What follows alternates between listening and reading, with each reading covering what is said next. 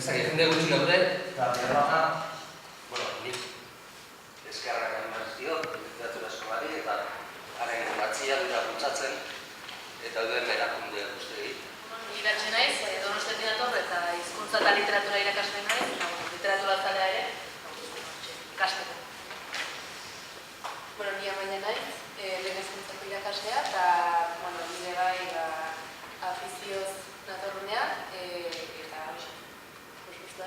beste esan.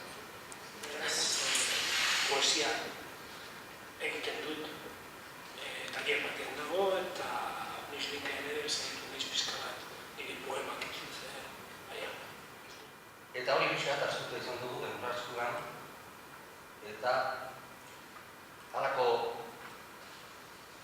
ataka batean gauden, eta Euskaldunek ez dute oso ondo ikusten zertarako itzulera dugun hori, eta Eraldunek ez dute ikusten zertarako itzulera zaien poesia.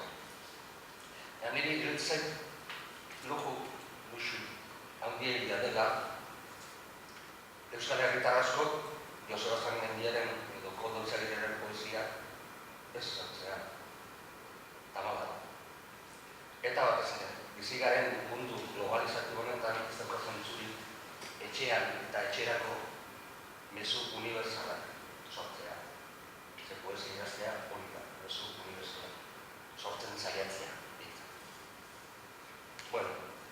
Ez dut sekula, eta hau egitxua da, orduko saio bat eman, eta ez egin material gehiagi edo gutxi elkarretu. Zehatu gaiz, nintzaldi laburrak eta egitatxuak zehatu aplikatzen. Gaztelania da, eta azkenean dut zuen, nik egin dago itzutena, baina dago pare dut zauta da. Hori da, gure horko gena. Bilerroiek nola eman dezakegu.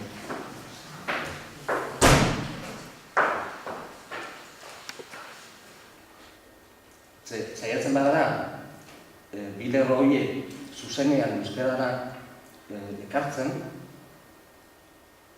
lortu dezakegu, baina lortuko dugu kakatxo bat.